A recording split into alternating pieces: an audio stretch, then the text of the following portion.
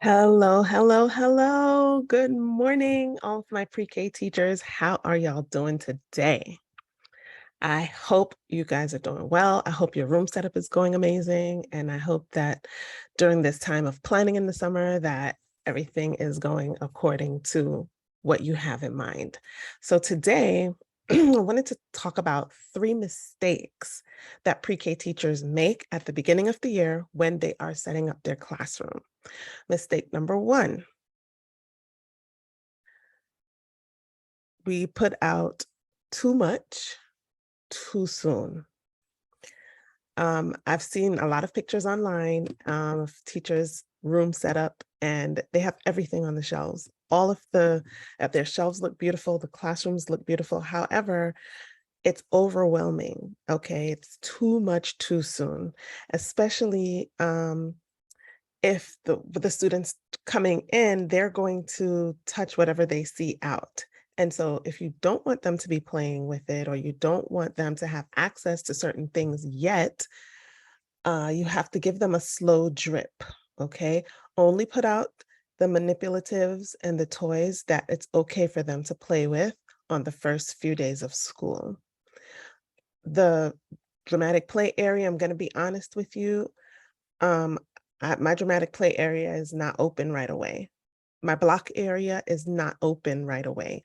And the reason for that is because I know that I have to build up my students' stamina and get them into the routine and help them to understand the framework of this classroom is that when we play with something, we clean it up, that everything has a home, and they need some time to be able to practice that, and we teach that for the entire month of September. Okay. So if you have all your Legos out, your Magna-Tiles, everything, then the kids come and they play, they make a huge mess, and you didn't teach them how to clean it up or what your expectation was around center time and around playtime.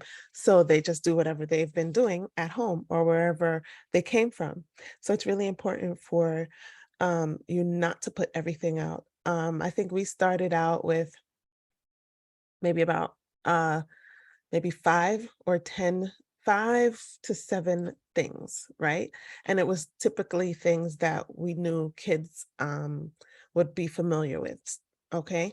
So that's the first thing. That's the first mistake that a lot of pre-K teachers make, putting way too much things on the shelf and having too much available those first few days of school. The kids are not ready to handle all of that. And it's going to be extremely frustrating for you to, try to get them to clean up or try to get them to do what you feel they're supposed to do when it comes to cleaning up and putting things away when you haven't taught them yet. So that leads into my second thing, is uh, as far as your core. Okay, a lot of teachers are not really clear about what their core values are as far as how things are going to be run in the classroom.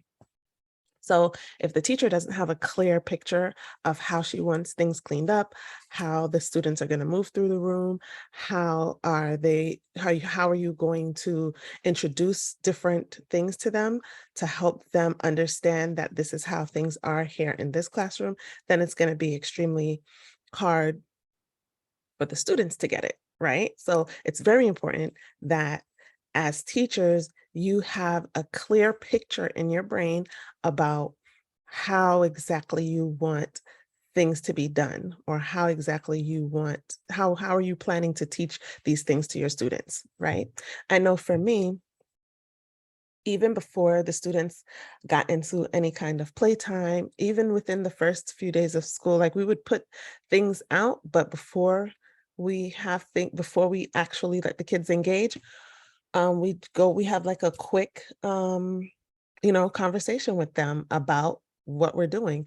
And also, I'm gonna do this in another video, but as far as like what to actually do the first day of school and the first few days of school to really help build the child's knowledge around how this environment is going to run and what the expectations are. So not having a clear picture of what your core values and goals are for the classroom, not necessarily academically, but just for the environment and how things are going to run. You have to have a system and a framework in place so that the kids can follow.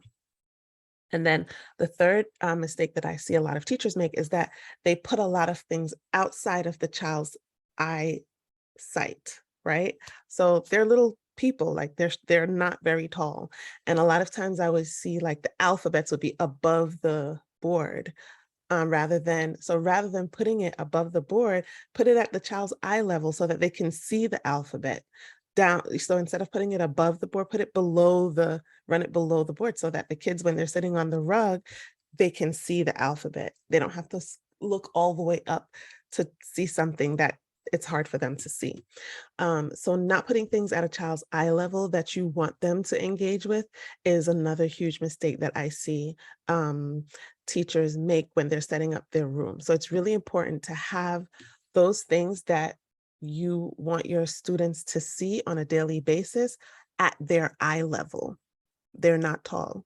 They're they're not adults. They're little. So it's really important that you remember that when you're setting up your room and make sure that whatever it is that you want them to see, whether it's a welcome message, the alphabet, the number chart that people usually put up, and shapes, anything like that, put it at their eye level. And also, just a caveat or a little piggyback on that is whatever you don't want them to engage with, whatever you don't want them to touch, does not need to be in their eye, on their eye level, on their eyesight. Okay, because anything that is at a child's eye level is basically an invitation for them to come and touch. If they see it, they're going to want to explore it. That's just the nature of pre-K students. Of young students, they're going to want to touch it. So if you don't want them to touch it, don't put it out. Okay, I hope you found this helpful. I'll see you guys next time.